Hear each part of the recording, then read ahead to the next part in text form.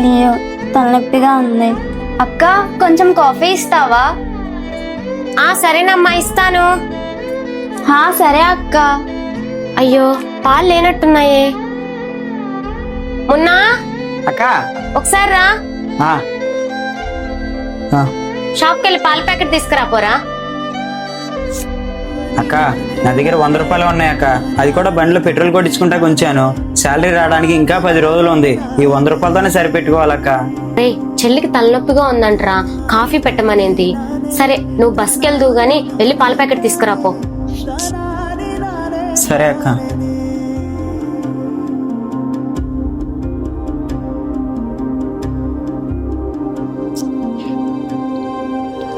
పాల ప్యాకెట్ తెచ్చావా? అక్క అది ఏమైందిరా? అన్న ఒక పాల ప్యాకెట్ ఇవ్వరా? పెద్దదా? అవునన్నా. అరే పాల ప్యాకెట్లు అయిపోయినాయిరా. అయినా నువ్వు పాత బాకి 500 ఇవ్వాలి కదా, అందులో 100 కట్ చేసుకున్నా. ఇల్లు ఈ తర్వాత తెచ్చిస్తానన్నా. వెళ్ళరా ఇల్లు.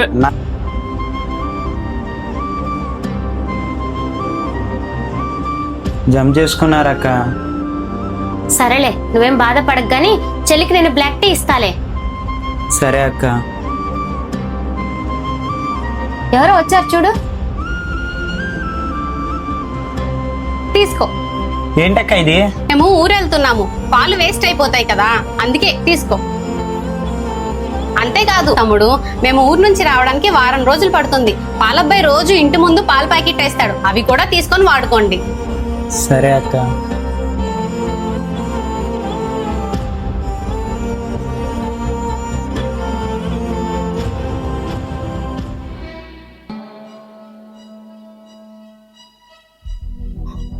ఇదిగమ్మా కాఫీ తీసుకో.